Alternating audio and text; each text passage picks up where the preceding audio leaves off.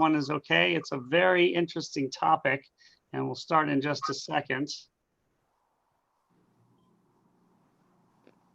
And hopefully I can use the technology to show this wonderful clip that Maury sent to me. So I do. All right. So welcome everybody. We're on YouTube Live. We're on Zoom. We're going to be talking today, of course, about the American Supreme Court justices. And I also will send a link, I'll probably put in the chat. There's an actual book that was written about 2 years ago, maybe 3 years ago, on this first book ever.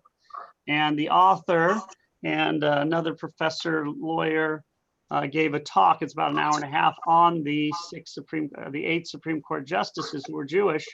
So I have a link. I've been watching it. I didn't get to finish it because I just found it today. And it's really interesting. So we probably shouldn't even have this. We should go right to that link, but we're going to do it anyway.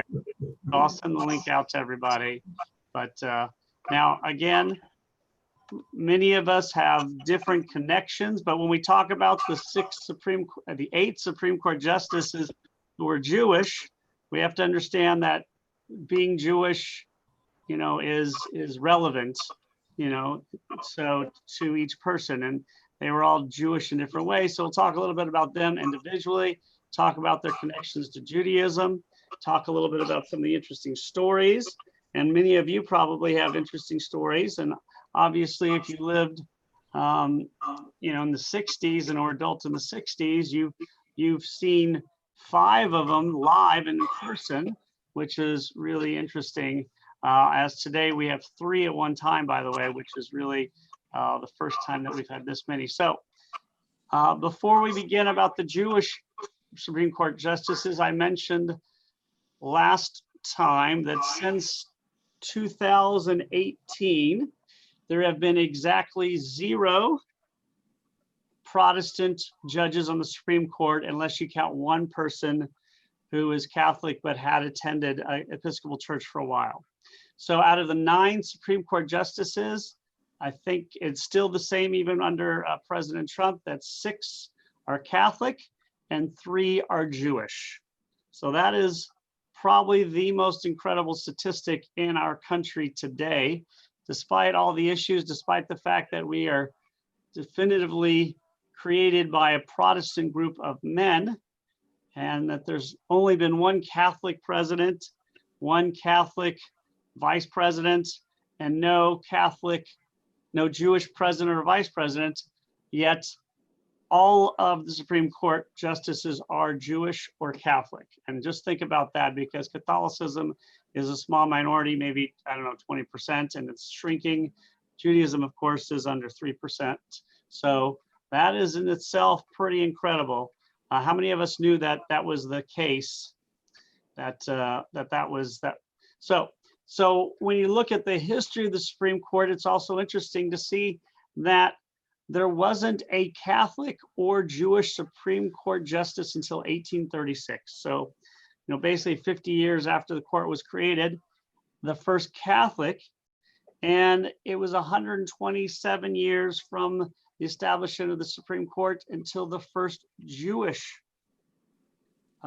Supreme Court justice, of course, Brandeis, was nominated. And also there have been 13 or 14 Catholics who have been on the court and only 8 Jewish. And we also know that, we'll talk a little bit, whereas there had been at times reluctance or to put any of these type of people on, or at times there may have been, and we'll talk about, considered a Catholic seat and a Jewish seat. That is not the case anymore. So it really speaks well of our Supreme Court, that the diversity is quite amazing. And not only whether you're conservative or liberal politically, but in terms of race, gender, and religion, it has become much more open.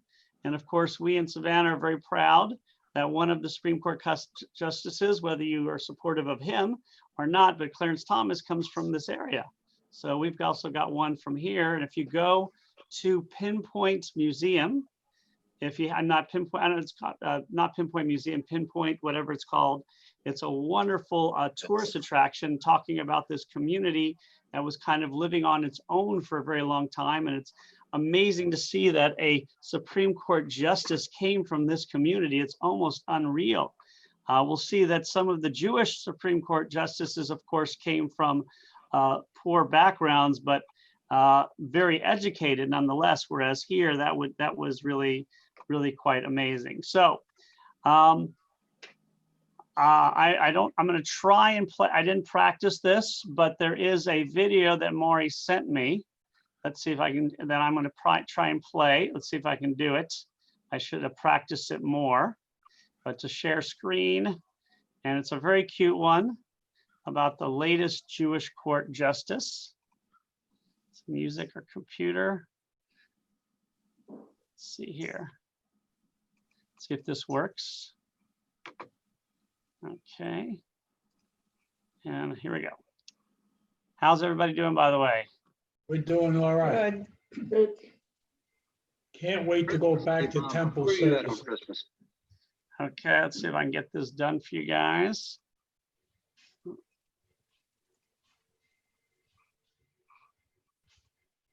Okay. And you should be able to see a video. Can you see it? Yes. Okay. Yes. Not that I want to see it. Can you see it? Uh-huh. Okay, well, this is not a political one. This is a funny one. Okay. Don't make sure, can you hear it? Where are you at on Christmas Day? Senator Graham, that is an undecided legal issue, which, well, I suppose I should ask exactly what you mean by that. I'm assuming that the question you mean is whether a person who was apprehended in the United States is... No, I just asked you where you're at on Christmas.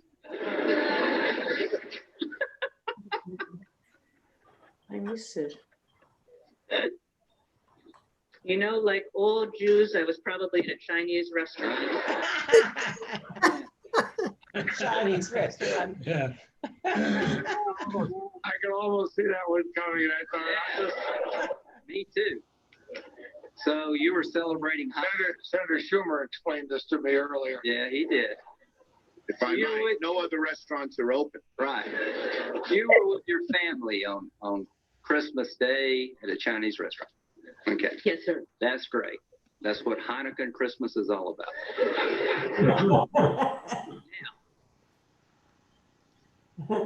So that is a really interesting video. Obviously, you have this panel, which is a very diverse Do you have a panel. professional website? I created Oops, one sorry, for I our thought I turned startup it off. using Wix. Let me show you how I did it. So this very diverse panel is having fun with the fact that this woman is Jewish, and it really has very little bearing on whether they voted to confirm or go against. Obviously, it would have been more politically motivated than so.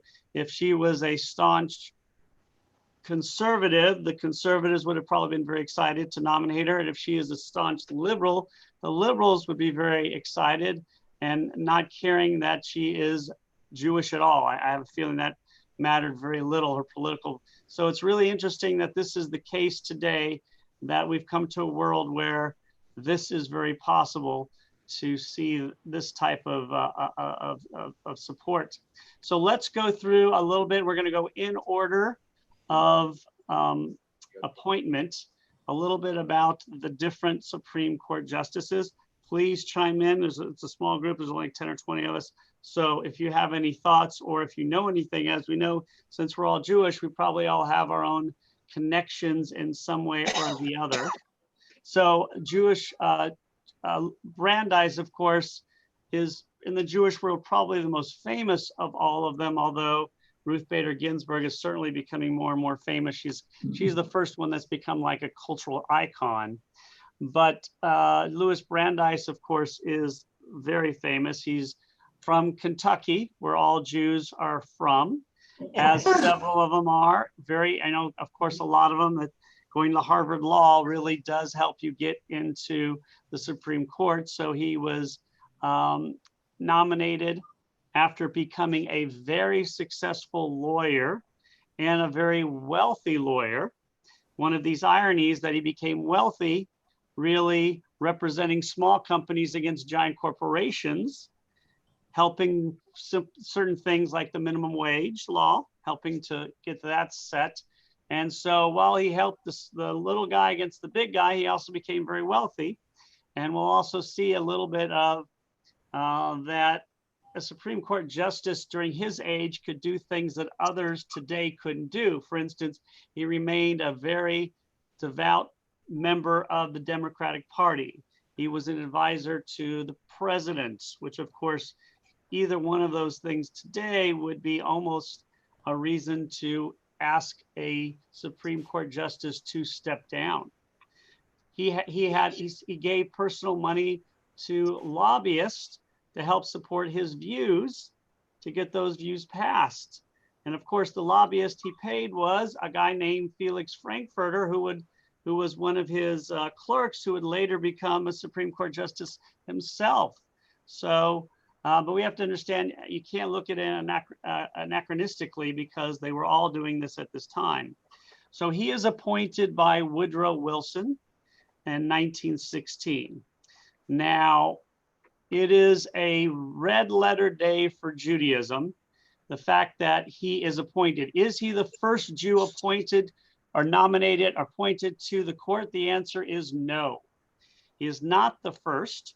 The first was Judah P. Benjamin, you may know of course, was the Secretary of War, Secretary of Treasury, Secretary of State for the Confederacy. And he is the only American who, after the Civil War, left the country and never came back because of the Civil War. He ended up becoming a barrister, and a very famous barrister in England. He was given the nomination by, who was it? I think Fillmore, and he turned it down. He wanted to stay a senator. But so Brandeis is the first to accept the position in 1916.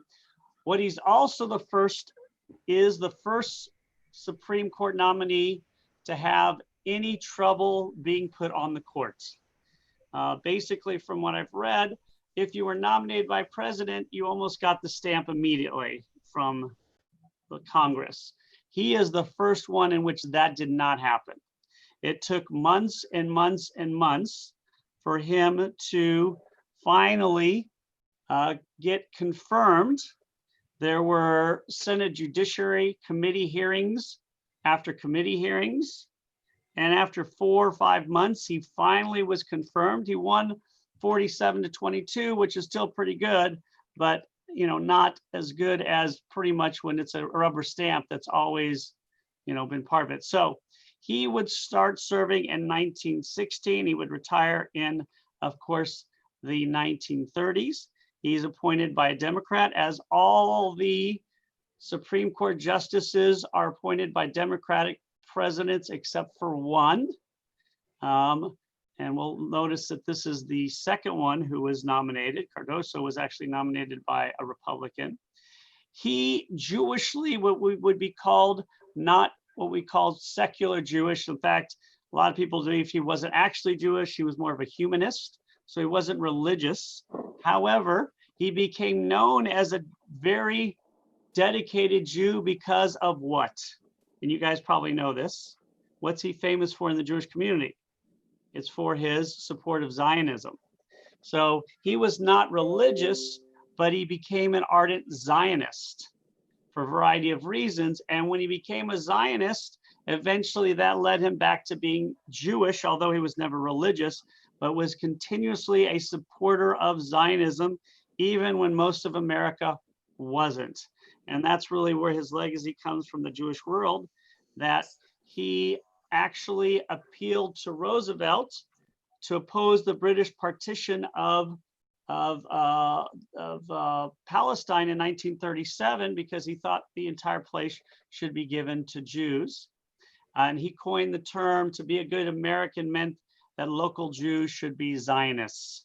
So again, a very ardent Zionist, and someone who, of course, is very famous. Obviously, there's a school named after him, and quite other things. Now, when it comes to what type of elected official he was, You have to understand that he was living at a time in which the Supreme Court was very important, as it is today, and that he was appointed before the idea of the Jewish seat.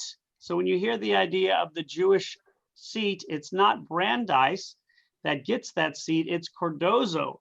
So his seat is not stipulated as one of these people who got it because he was Jewish. He's the opposite. He got it despite the fact that he was Jewish, and because, of course, Woodrow Wilson was very supportive of him. So what other things? What other things? He was from a poor background, as his family were immigrants. He is Ashkenazic. He was never religious. There were no Jewish prayers said at his funeral even. So basically, even though he was a humanist, he was more Jewish in terms of what we say culturally Jewish, but even that wasn't true because his brother, who was a very prominent person, used to send him one thing as a gift every year. Does anybody know what he sent him? He sent him every year a ham. As the gentleman who is, I heard the story, but as the gentleman who was giving the lecture said, because there were obviously there was no ham in New York or Washington, D.C. And so it's a famous story that when he was a Supreme Court Justice, Cardozo, and we'll talk about him, was nominated and confirmed during by Hoover. And so as a Jewish Supreme Court Justice, he invited Cardozo over to his house for dinner. And what did he serve? Ham. Now, Cardozo is from a Sephardic family and actually a Sephardic religious family. And so he was not amused. And there was friction between the two of them for the entire time they were on the court together. So it's pretty ironic because Cardozo is also not only the only Jewish Supreme Court Justice nominated by a Republican president, he's also the only one who's Sephardic. And that is a very interesting story because his family is a very prominent family going back to the 18th century in America. His family was, he's a cousin of Emma Lazarus, who, of course, Lazarus? Lazarus, sorry, I always say, it's actually, it can be pronounced either way. His Moses Sextus was a family, a descendant of his, of course, very famous. He's family was a member of the first congregation in America in New York. And so his family was wealthy and powerful and had been in America a long time and was religious. So very different from all the rest. So all the other ones don't come from that kind of lineage. However, his father was a judge, but who got caught up in a major scandal in the 1860s and had to step down. And so Cardozo, even though he's from this very prominent family on both sides, on both his mother and father's side, he also comes from a line that has a major stain to it. And so his whole life was basically dedicated to overcoming his family stain and kind of saving his family name. Never had kids, never got married, but basically was very much trying to keep his family name and show how honest he was. So he's known as the most honest of almost all of the Supreme Court justices. He only served like 5.5 years because he died in office.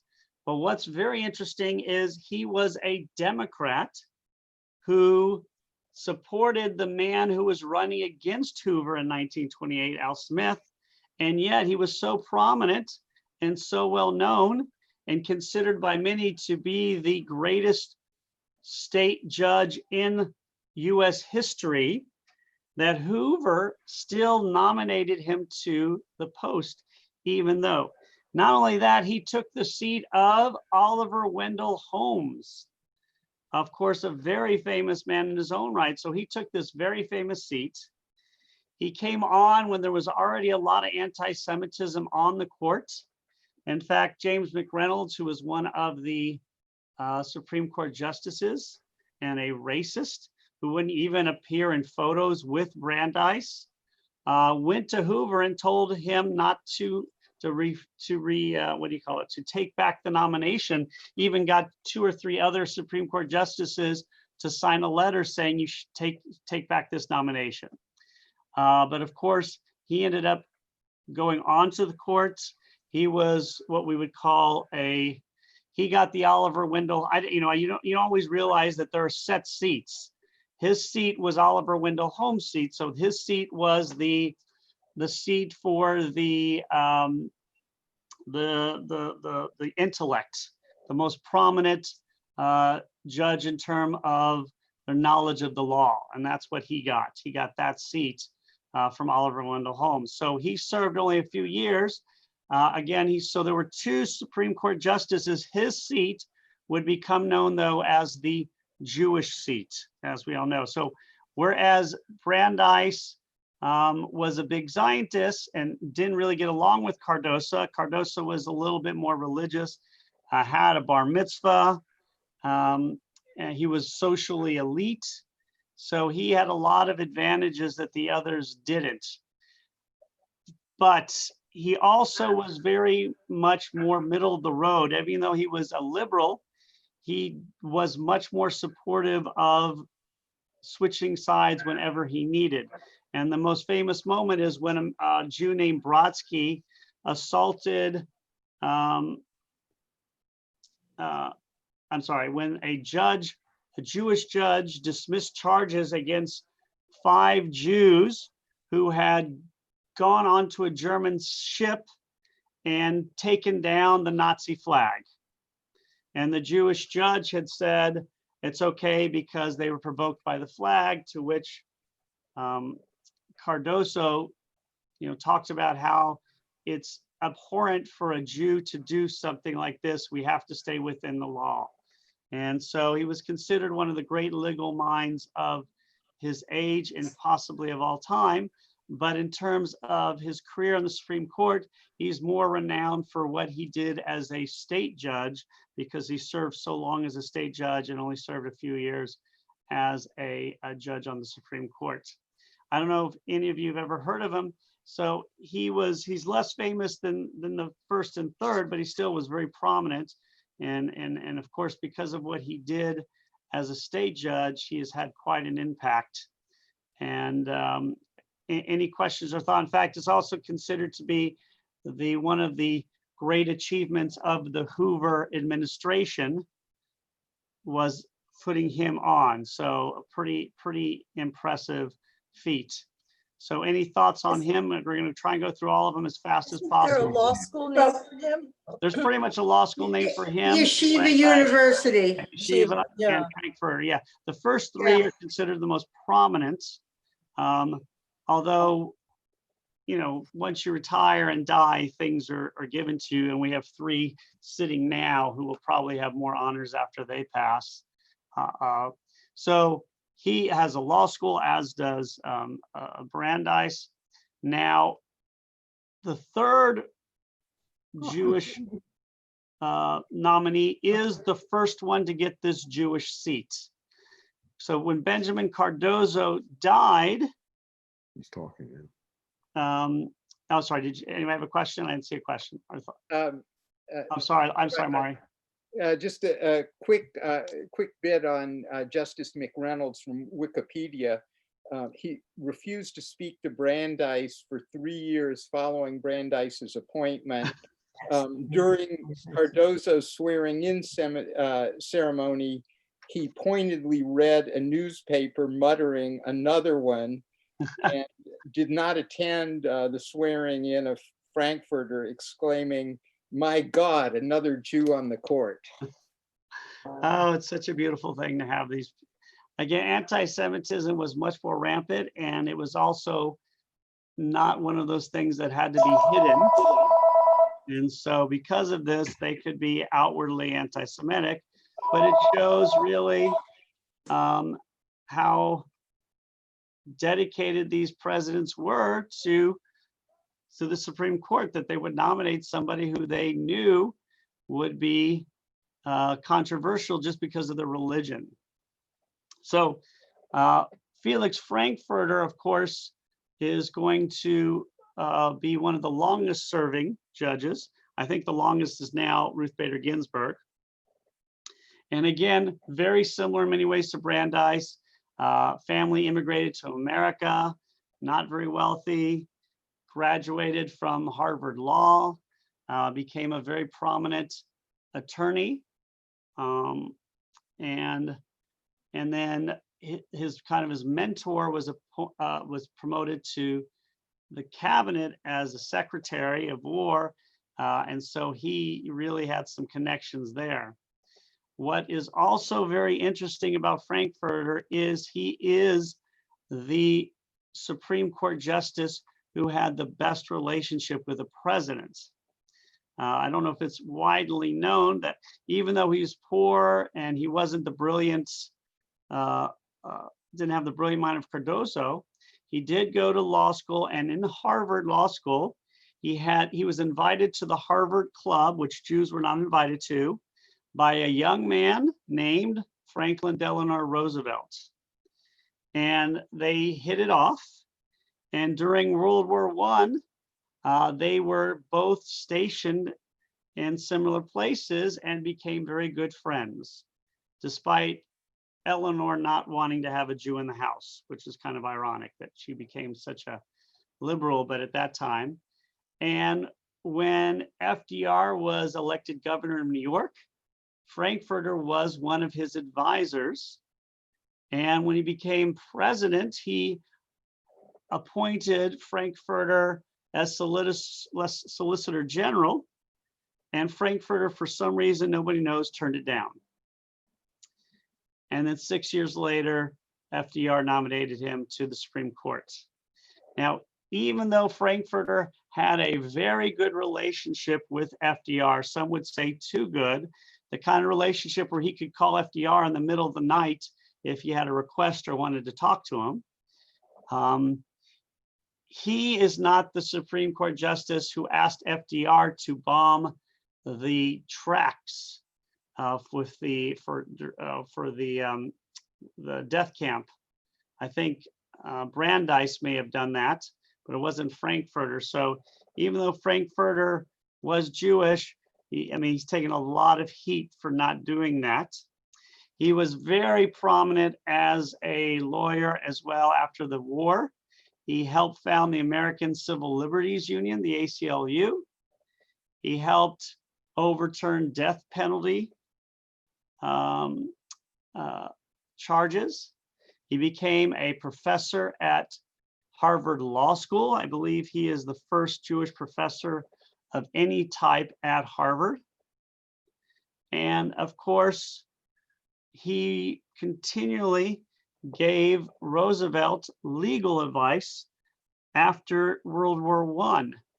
And so, which is, of course, one of the reasons he became the Supreme Court justice. He was also very famous as an advocate of judicial restraint.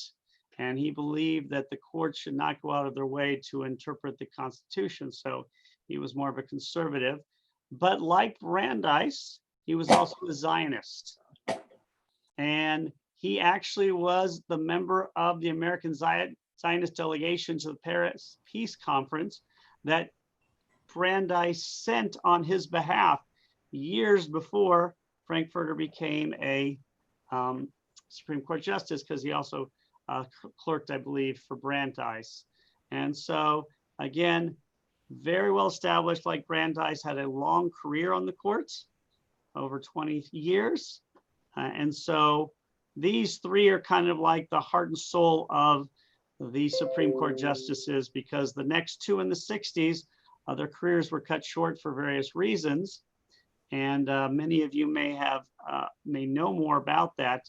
But of course, there was some controversy in the 60s. So in the 60s, Arthur Goldberg ended up taking the seat of Frankfurter.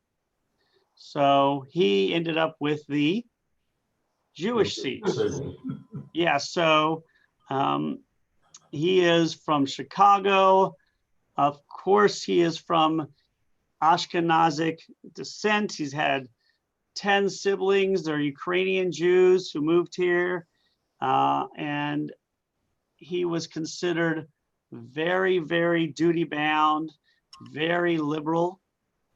And what we also see is when somebody is nominated to the Supreme Court as a liberal or conservative, often they go back and forth. And Frankfurter was one of those who became much more conservative through the years, even though he was elected, he was nominated as a liberal. Goldberg's father was a peddler. So again, he, unlike Cardoso, didn't have a lot of money. He had to start working at 8 years old, went to night school. And what was really interesting to me was what led him to become an attorney was, has anybody heard of the Nathan Leopold and Richard Loeb? Leopold and Loeb, anybody heard of those two? Kind of like the Jewish Bonnie and Clyde. Famous case. Very famous case. Yeah, so Nice hat, Jeff. nice Jewish boys. Oh, good hat, yes. These were nice Jewish boys who were brilliant and decided they were too good for have any restraints, and decided to kill somebody just so they could do it because they were brilliant. And so, of course, that didn't work very well for them. They were caught, but he saw Clarence Darrow, of all people, defend them. And of course, Clarence Darrow was able to get them with life sentences as opposed to the death penalty. So this is kind of what got him involved in law. So he went to Northwestern. He did not go to Harvard. He ended up at a very prestigious law firm, but then resigned because the law firm during the Depression was foreclosing on mortgages left and right, and he wanted to champion the underdog. So he ended up with more social justice cases, including the American Newspaper Guild. He also most famously supported them as they protested Hearst newspapers in Chicago, and he represented them for 8 months without pay. And he became kind of the man who supported the people, and he worked for a lot of unions. And so in 1955, he brought the AFL and the CIO together. And in 1961, he was appointed by Kennedy. Not surprising that Kennedy, of course, the first Catholic president, would nominate a Jew. And when he was nominated, he brought a liberal view to the court and swung it the other way because Frankfurter had become more conservative.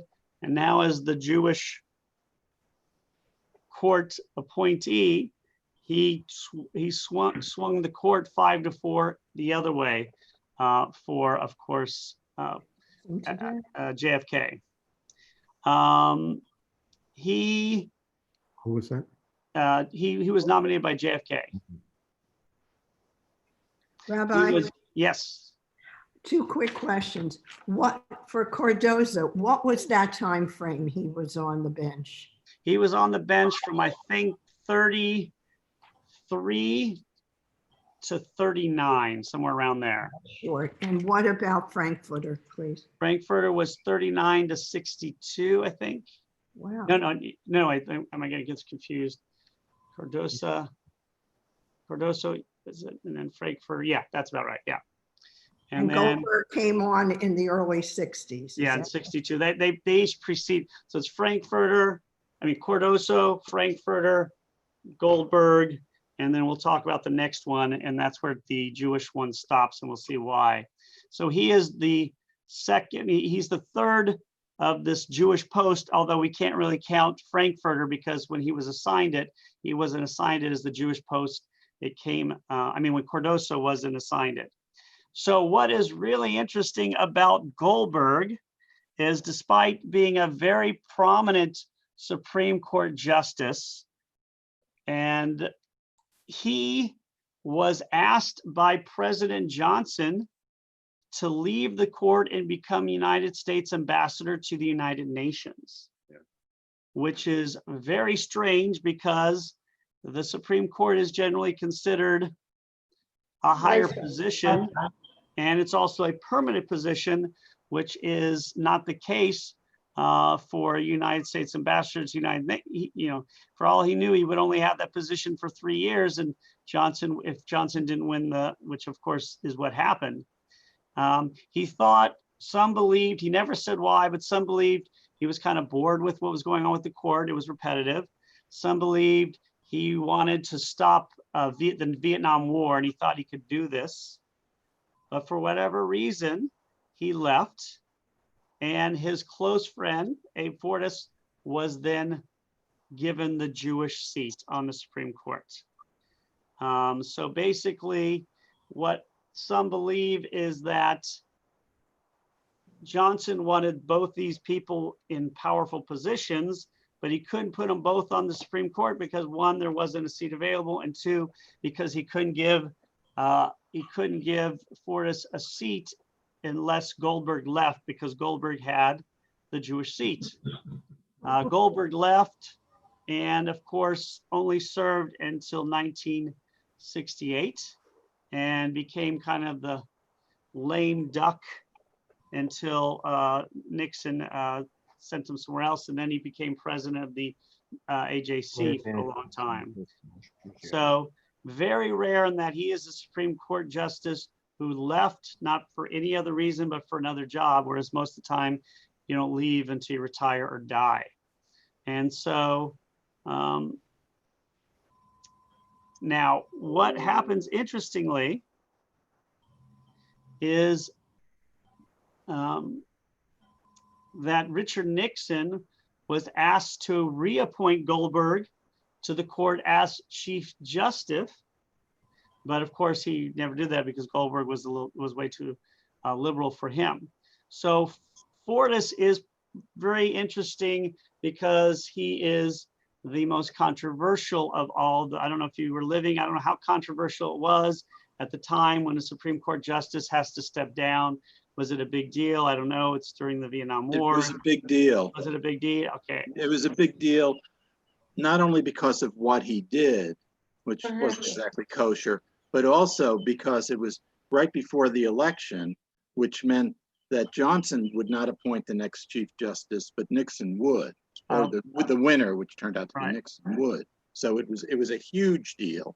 Okay. I'm sorry, I took my face off. It took your face off? What?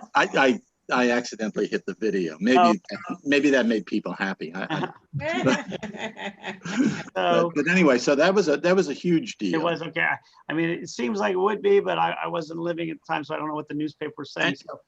And it also, and I'm not, and it also meant, because of the way it sequenced out, Fortas was already an associate justice, so Johnson was going to get to appoint Fortas's replacement as well as Chief Justice, and this wound up being Nixon appointed Berger and the guy from Minnesota whose name I should remember and I don't, who Nixon didn't like, and he turned out to be pretty liberal. Oh gosh, I don't remember his name, but he was.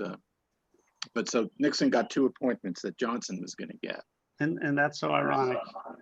Yes. I'm sure a lot of people were thrilled, and a lot of people were very upset. So maybe Earl Warren, maybe. No, Warren is Eisenhower. That was in the early 50s. Oh no, whose replacement? Harry Blackman. Well, no, Blackman. That's the guy from Minnesota whose name I couldn't. Powell or Winquist. No, it was Berger and Blackman who Nixon appointed. Okay. So Fortas, first of all, very similar to all the others before him, except for Cardoso family, of course, is Ashkenazic, moved to America from Russia and Lithuania.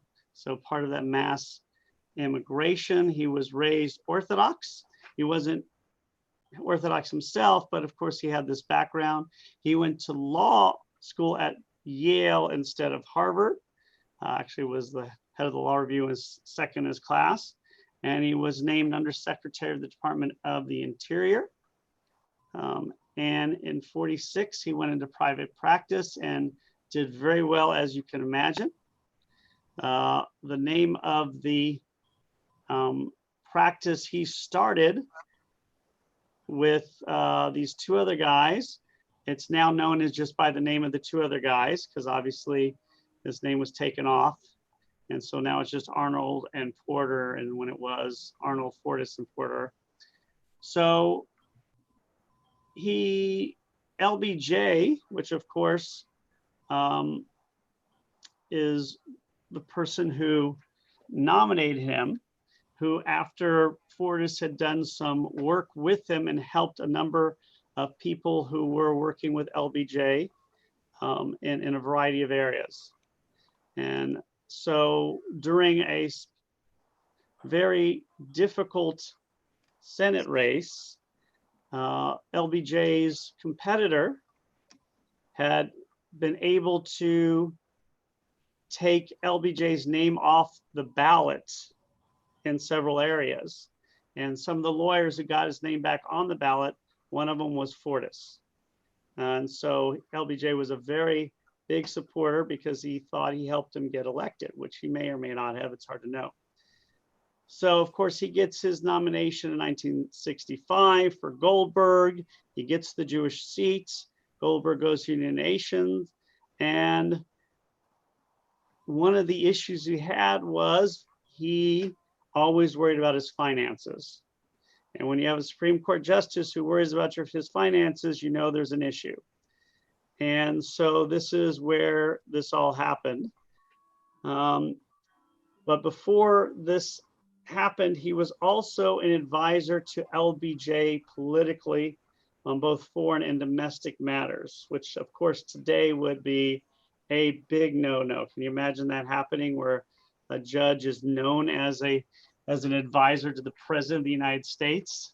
That would not be taken well, although who knows, these days anything can happen. But that back then it was not against the rules, I guess. He was nominated to succeed Warren as Chief Justice. But then things started to go awry. He ended up lying to a Senate Judiciary Committee. He accepted money at different points to speak at law schools, money that had been raised by his partners and clients. And he also had received money from a gentleman that was going to continue to his death in the number of $20,000 a year. And even though he didn't accept the money and he gave back the check, it was found out. And not only that, I believe he lied about it. So he was forced to resign in 1969 and ended up being a fairly successful lawyer later, but he was not allowed to go back to his own practice that he had started. And so this is probably the most troubling of all of them, because I don't know what the repercussions were for anybody Jewish at the time to have the Supreme Court Chief Justice who was Jewish have issues, and then it apparently cost Johnson 2 nominations. So it sounds like Michael says it wasn't a big deal, but I wasn't there. So Oh, it was a big deal. not a big, I mean, it wasn't harmful to the Jewish community. Oh, no. Okay, so basically he is the last of the Jewish to have the Jewish seat, because there wouldn't be another Supreme Court justice who was Jewish for 25 years. I'm sorry, 35 years, no, 25 years. And again, any thoughts on him?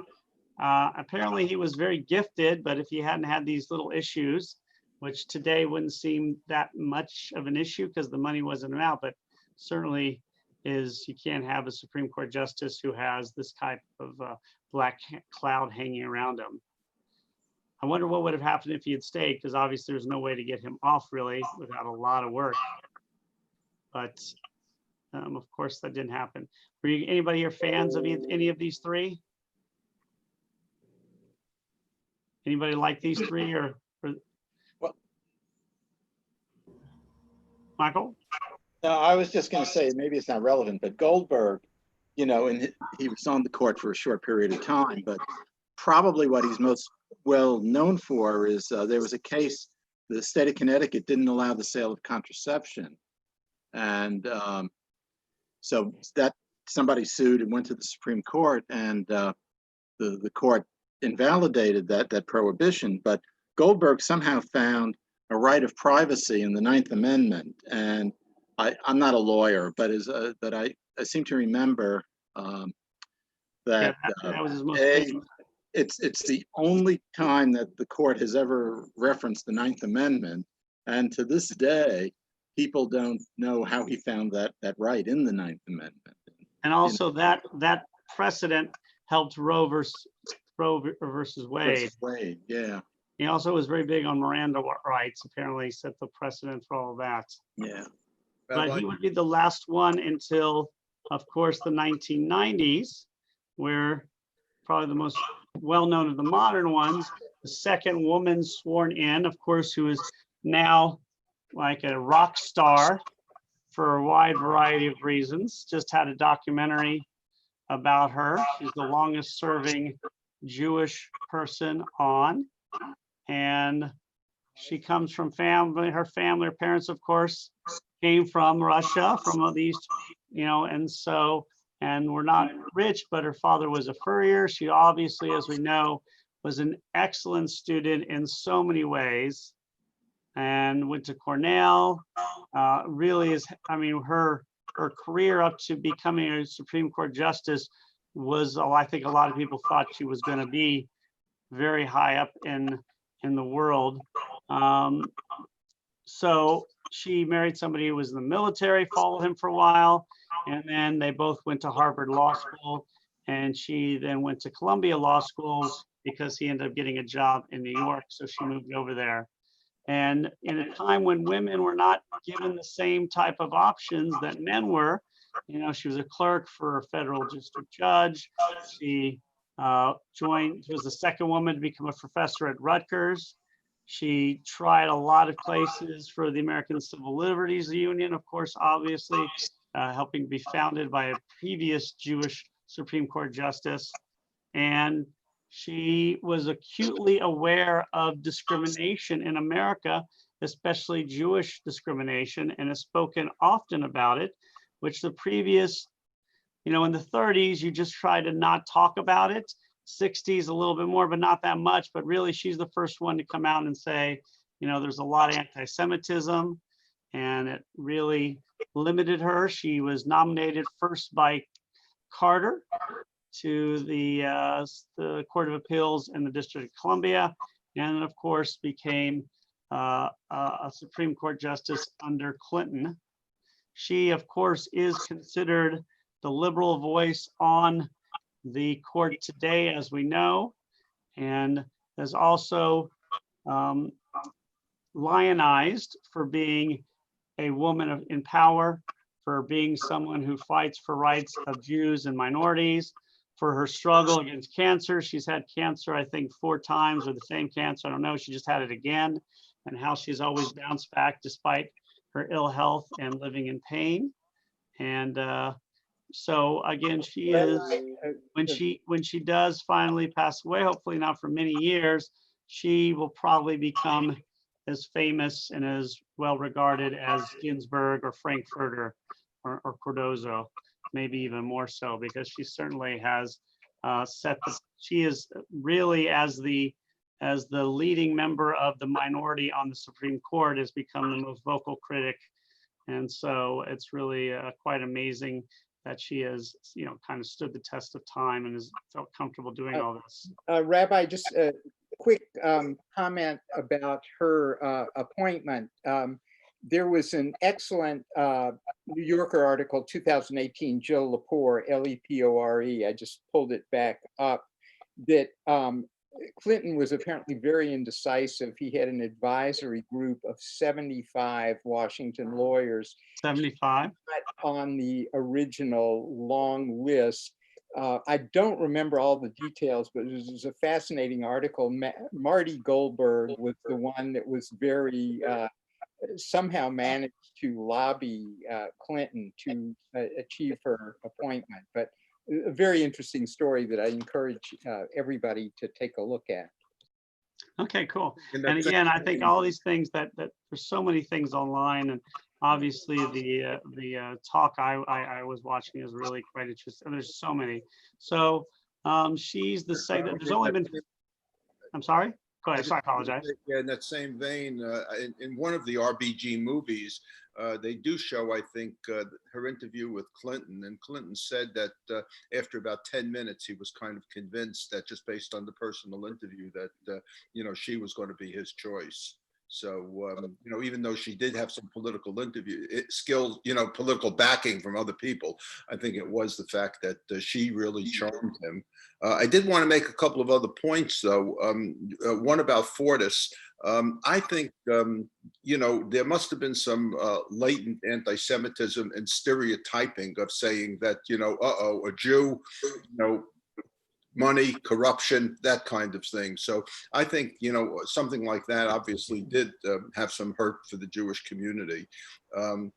I do remember Arthur Goldberg, and, you know, when he was at the UN, I think he made more of an impact at the UN because he was on TV quite often in those days. And I mean, I'm not saying he was looking for the publicity, but certainly being in the UN was really being more of the spotlight than being on the Supreme Court. I didn't read his biography or anything like that. The other thing I wanted to mention was the Chief Justice of the Supreme Court is not as big a deal as we think it is because they don't have any more power, basically. They kind of assign who's going to write the opinions and things of that nature, but they have the same vote, the same privileges as all of the other members. So, you know, they're referred to as the Warren Court or, you know, the particular name of the court, but their powers are not really any more limited. But the last thing I wanted to mention was about Brandeis, and he had delivered a speech that was kind of interesting. I thought it was, you know, maybe just apocryphal, but I looked it up and there was some truth to it. And I think it was at a graduation at Harvard or something where he said, "I'm sorry, I was born a Jew." I don't know if anybody had seen that or heard of that speech. And he went on, you know, after everyone was shocked and said that, you know, heard that, he basically went on to say, "I wish I would have had the opportunity to have chosen Judaism rather than having to be born into it." And he went into a rather thoughtful speech, of course, of why he thought Judaism was you know, the religion that he would have chosen had he not been born a Jew. So That's very interesting. I did not hear about that. Story. I mean, the shock of value of, you know, first coming out and saying that, I thought was really sensational. So, and where was this at again? I thought it was his graduation speech at a prominent university. I'm thinking Harvard, Princeton, one of those schools. So I guess he was, you know, ranked high enough to be able to, I don't know if he was first in his class, but he's ranked high enough to be able to give a speech. No, I mean, he was in the Supreme Court at the time. Oh, when he went back, okay. Yeah, he went back and he was honored. He says, "Could you give the graduation speech to the, you know, to the graduating class at whatever school it was?" Right. Yeah, I'm sorry. Anybody else have anything with that I want to add? I'm going to write that one down because I'm going to look that up.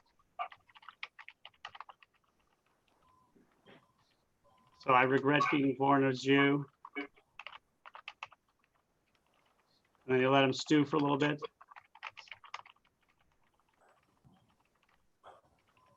Thank you. That's for us. That's a high holiday. That's a high holiday, you know, thought. Yeah, I would check it again because I did find a reference to it. It happened actually. Our grandkids just went to the high school graduation at the Hebrew High School in Montclair, New Jersey here, and the rabbi, the principal of the Hebrew school there used that as an example of you know, being proud to be born a Jew. I don't want to look it up. I'm just going to take it because it may not be true. So I'm just going to reference you. And if it's not true, I'm going to give everybody your name, number, and address. And then I'm going to provide people with toilet paper. All right. So we're going to go. Well, next week we're going to do something else, but we'll finish Actually, we can finish today. We'll just go over quickly over the last two. Obviously, the last two are very well known. Breyer and of course Kagan. Because of them, there are now more Jews on the Supreme Court than any other time. So Breyer's been there since, where was he? He was, I think, 1994, because it was during Clinton. So he was also Clinton side of here. So he married a psychiatrist. He was in a variety of very important positions, professor of law at Harvard, and he was a judge on the United States Court of Appeals, so very high up. And then he was nominated. And again, not someone who would be considered, I don't know if he's a religious, but certainly does not hide his belief, his faith. And then of course, lastly, Kagan was just put on the Supreme Court in 2010, I think, and she became the fourth woman. But interestingly enough, out of the four women nominated, two of them are Jewish. So 50% of the women who have been on the Supreme Court were Jewish. We saw the clip. Where did she go to school? Of course, she spent some time at Harvard. So if you want your kid to, or grandkid to become a Supreme Court justice, make sure they somehow get into Harvard, at least part of their life. She's also considered a very big of a scholar and also democrated as a Democrat. A lot of people are wondering, why are so many Jews liberal? And the answer is, well, generally speaking, Jews live in areas where most people are liberal. A lot of people wonder why so many Jews are Democrats. Well, most Jews live in New York, New Jersey, South Florida, California. So it's interesting to see that Jews often, although are definitely in Democrat by, usually somewhere around the 75 to 80% in a presidential election, but it's because a very high percentage live in areas that vote Democratic. So any thoughts or questions? I don't want to keep going with, we can talk about the last two at another time as well, but it's a privilege to have Supreme Court judges who are not Protestants. It just shows a lot about our country and the fact that when somebody is now nominated, they're not really, they don't care if it's a Jew or not. They care more nowadays if it's a woman, if it's a person of color. And we've just got to the point now where Jews have become, okay, and it's not an issue at all. And now they're working on other groups that have had much more of an issue in recent times. So, but we'll see what happens next. We know that at least several are older. I don't think Ruth Bader Ginsburg is going to retire anytime soon, but you never know what's going to happen, who's going to be nominated next. Well, I have a question. If Ginsburg should pass away, she sits in the Jew seat. So. Well, she is actually not in the Jew seat. She's not. The Jew seat is no more. That ended with Fortas. Fortas had the Jew seat, and obviously he was had to step down, and Nixon did not choose to continue it. Oh, okay. So there's no more Jew seat. There was only the only people in the Jew seat were Frankfurter and Goldberg and Fortas. And because although Cardoso was the first Jew seat, he was not elected for the Jew seat. He was elected, and then it was decided this would be the Jew seat. He was elected for the intellectual seat. And so, but now we got to see if we'll ever have a president or vice president who's, they've already had women and Jews on the Supreme Court. We've had an African-American male president. So we'll see. We've had Hispanic. I don't know who was talking about first. Yeah, you don't know who what? Who's speaking? Rabbi? Yeah. You mentioned, interestingly enough, anti-Semitism was pretty pervasive in America, especially in the early part of the 19th century. I believe you mentioned Eleanor. That came to bear on that book, Eleanor and the Jews. she made several anti-Semitic statements early in her life, but later on, starting in the 30s, she became a major advocate and spoke out very strongly against anti-Semitism. Yeah, it's amazing how things change. Right. And in the 30s, I think it was the 30s, they took a poll and 47% of the American public said they would never vote for a Jew as president. So, And now the numbers are less than 10%. yeah, so certainly things as far as the Jews are concerned have probably changed, but in other places in the world, that certainly is not necessarily true, as anti-Semitism is growing throughout Europe. Yeah, and in America too, there's a lot of debate as to whether anti-Semitism is growing in America or just that those people who are anti-Semitic are now doing more about it. So that's a debate.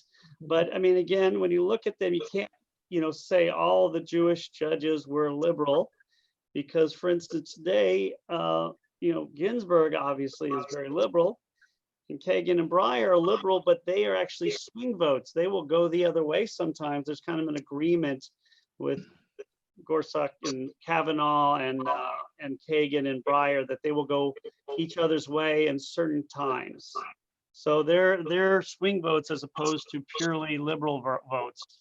Rabbi, can you tell us more about Kagan and Breyer, where they come from, and just anything about them? Oh, sure. Well, we're finishing up. I don't want to keep people longer. We'll go a little bit about them. He is, okay, Breyer, I've just forgotten where he's from. Oh my goodness, I just forgot. Let me look that up again, sorry. I never heard of Breyer, did you? Yes, it's on the Supreme Court. Oh my goodness, I'm sorry, I should not have forgotten that. All right. I know the clerkship with Arthur Goldberg. Okay, he's from California. That's where he was. Okay. Breyer? So, yeah, he grew up in San Francisco, and obviously served out there for a long time, and he went to Stanford. And then, of course, where do you think he went to law school? Harvard. How did you know? Michael's so brilliant. So he's very famous for serving. He was the law clerk to Justice Goldberg. So that, of course, is what he's really well known for as well. And it's amazing how many of these people serve in who go to Harvard. So he is any other questions about him? He's the first of the he's the first justice besides Cardoso whose parents were not immigrants from Eastern Europe. He's a generation beyond that. It's like his great grandparents were, whereas Ruth Bader Ginsburg, her parents were still, I think, immigrants, and all the others except for Cardoso were immigrants. And so, and which is interesting, it's kind of like that's changing because there probably won't be any more Supreme Court justices whose parents are immigrants until years from now that your parents may have been Russian immigrants during the 1990s. How does he spell his name, Rabbi? B-R-E-Y-E-R.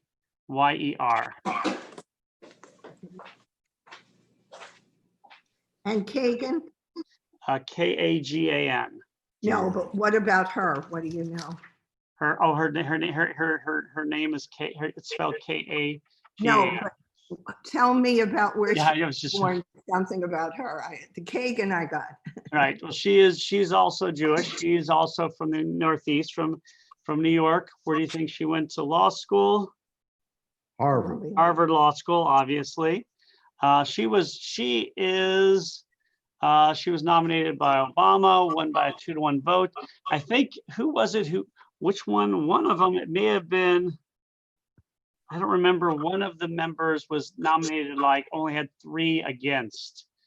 It may have been Goldberg. So that was so obvious. She was the Solicitor General of the United States before she became the Supreme Court Justice. She was a professor, of course, at University of Chicago, I think. She was a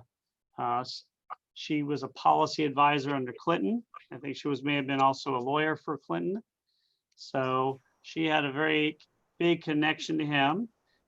And obviously, she was very, very connected. She a little bit more religious. She clashed, as the phrase is. She was brought up in an Orthodox setting, but she was not thrilled about the limitations on women in an Orthodox setting. So she's kind of really known for kind of the backlash against the Orthodox community, and then eventually became more conservative. So she was still wanted to remain traditional, but she didn't like the idea of women being separated, and thought that she should have more rights in the religion, which is interesting. I think she went to undergraduate at maybe Princeton, and then Harvard Law, obviously. And obviously she's part of the Harvard Law Review. They're all doing that. Any other questions or thoughts? If we want, we can go over next time a little bit more what they did. I just, I have so little time. We should have done this 2 sessions and gone over, but yes, Larry. Yeah, just a quick comment. Just thinking of what might happen in the future, a lot of things go through our minds here. And it's interesting to note that the Constitution does not specify the number of Supreme Court justices. It says, it doesn't say it has to be a certain number. And remember famously that Roosevelt, when the Congress refused to back his some of his plans, and during the New Deal and things like that, he threatened to pack the court. I believe he said for every justice that there was 70 years of age, he was looking for them to assign authority where he could appoint a new justice to the Supreme Court. It just kind of, if I were a novelist, maybe like Jonathan Robb or somebody, I could put together a scenario where, if you get an overwhelming party in power at one particular time, they could, in addition to changing the nature of the current court, a different court could be packed in a much different way. I mean, things are happening in such ways in the United States that nothing is really out of the mind of fantasy now becoming reality, it seems like. I would think just not to say that aloud. We may, don't want anybody getting ideas. Yeah, well, I think people probably have had some of those ideas as well.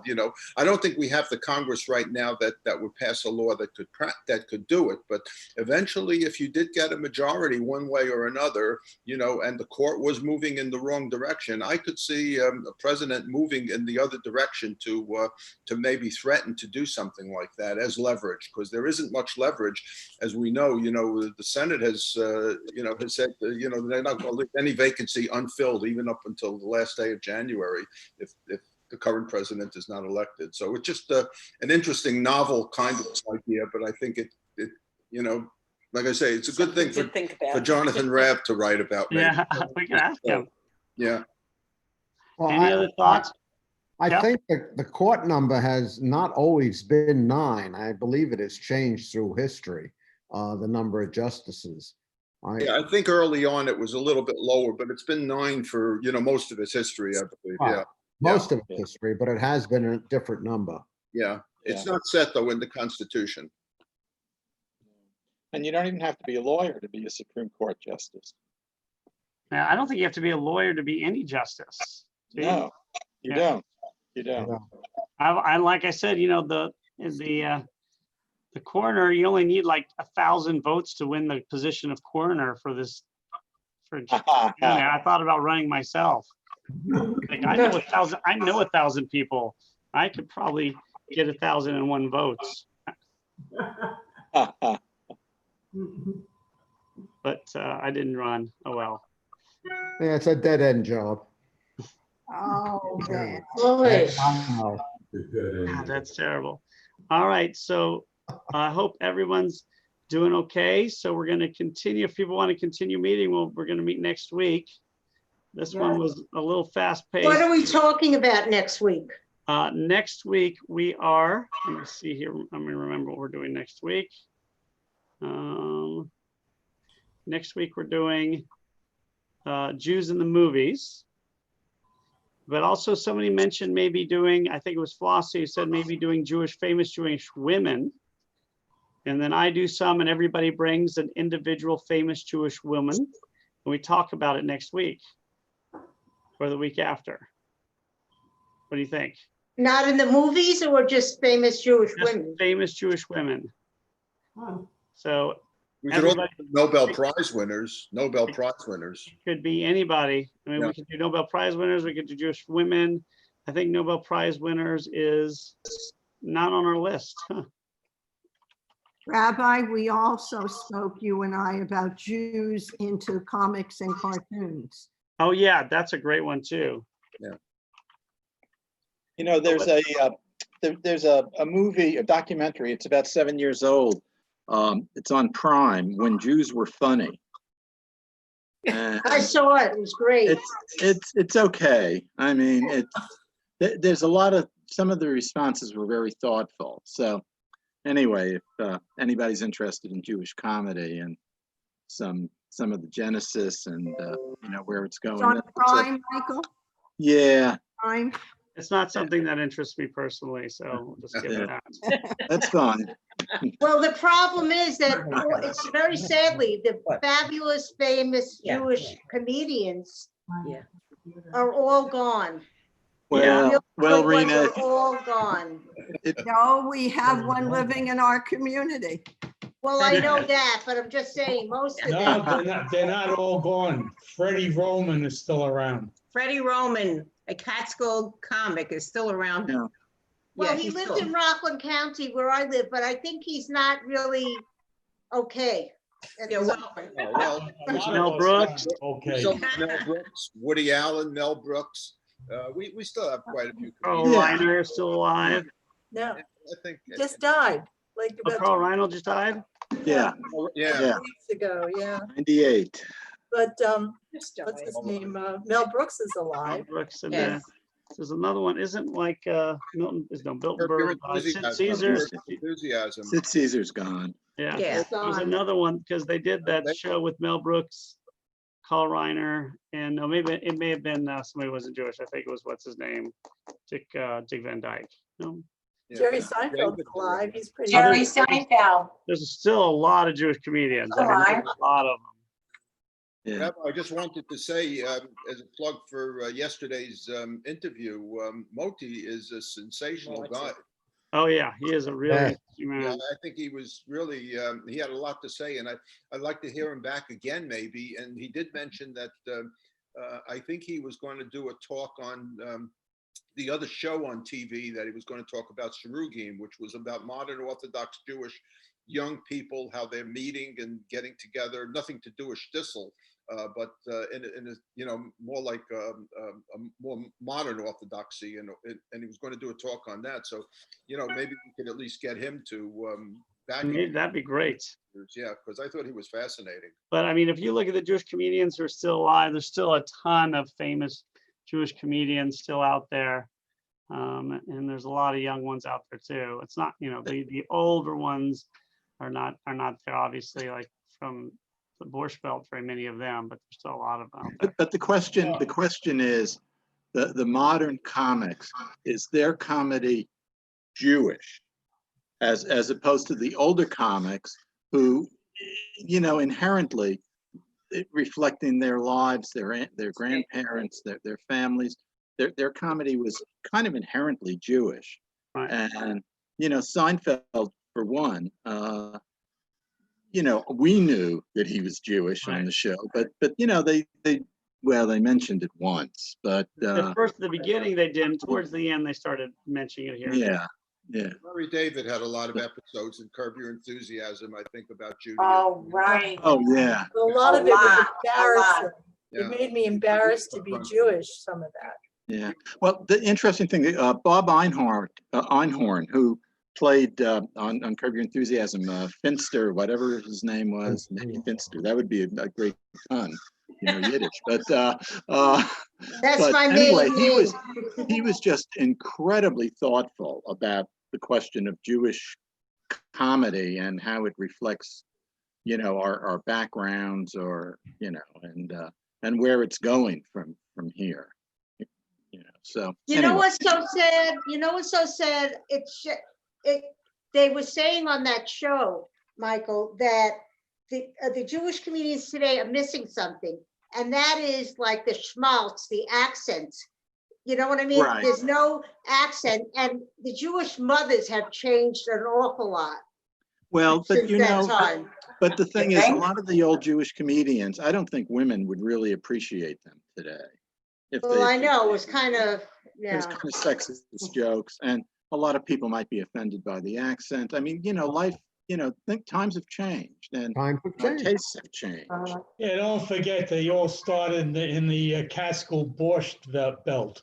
That would be a good Exactly. topic. Jews in the Exactly. Catskills. We can, and I think what what we learned from this is that almost all stand-up comedy is based on Jewish stand-up comics. And that is because they're the first ones that started making fun of themselves. And so nowadays, if you're this type of comic, you're generally making fun of your own culture. And so making fun of your own culture is kind of, and then making fun of your enemies is also a Jewish thought. So this idea that you can make fun of anything, you know, from Saturday Night Live to Seinfeld to Dave Chappelle, you know, Richard Pryor, George Carlin, obviously they're not Jewish comedians, but they're still preaching against the man, making fun of themselves. And so it's kind of like this institution that has been created based upon all of these Jewish comedians from the early 20th century. At least, so. What is the topic for next week? Well, we can change it. It was supposed to be, what was it supposed to be? It was, we just talked about a second ago. Jewish women? Jews in the movies. It was gonna be Jews in the movies, but we can do Jewish women, we can do Jewish comedy. What would you guys like to do? We had movies, artists, Vegas, authors, Jews in Congress, that could take forever. Jewish in the I comic. think Jewish women is too broad. I mean, narrow it down to Jewish women in movies or Jewish women Sheila, artists. you No, gotta one or the pause. Sheila, you gotta pause after that. other. You say, I think that topic's too broad. Yeah, calling it broad. I didn't say it, Okay. she did, I just heard it. That's a broad topic, Yes. right, Rabbi? That's even better, it's a broad topic. I'm gonna It's use a that. broad topic. Yeah. How So- about Jews in the Catskills? Anybody like to be nostalgic about Jewish communities in the Catskills? I'm happy to do a Jewish comedians, that's something I know a lot more about. It's gonna be what you That guys mean it would want. only bring you to the old timers, wouldn't bring you up to the present. Do we want to do Jews in comics? I can do Jews in the, we can do like 3 parts and do Jews in old Jewish comedians, more recent Jewish comedians type thing. And Jews in comics. Last I mean, time, we can last finish time we up were with- in the Catskills, we saw Jan Murray and every punchline was in Yiddish. And by the time my mother explained the punchline, we'd missed the next 3 jokes. So it was like- Rabbi, when Sheila's saying we should narrow it down about Jewish women, we could make it in the past century. We could, you know, like take Goldie Meir or someone, Hannah Shenish. There's so many women that if we want to narrow it down or just. Well, I mean, it's just gonna be up to what, I'm happy to do. I mean, doing Jewish women I like the idea of everybody bring 1 or 2 of your own that you'd like to talk about. So we'll get a wide variety. We can do it over 2.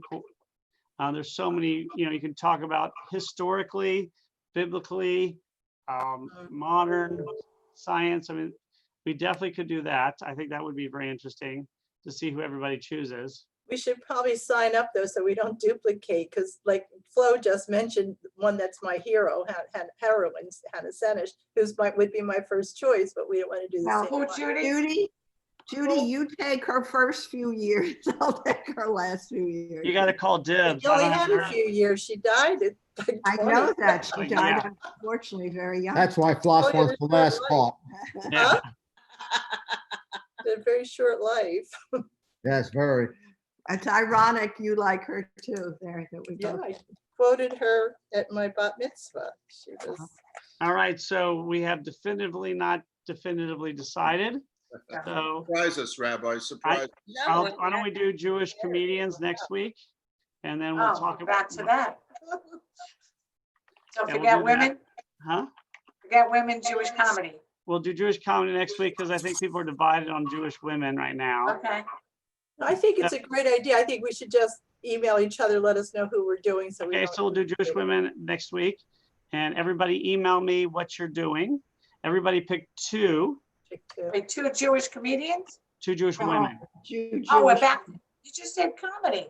You Well, just then- said But then You said somebody just said, comedy. somebody just said they wanted to do Jewish women. Oh, All no, right, comedy. Jewish comedy then. Jewish comedy. Leave But it at don't that. pick any women because they might be for the next week. Okay. All That's right. a joke. That's a Jewish joke. comedy. So everybody bring your favorite Jewish joke. Oh.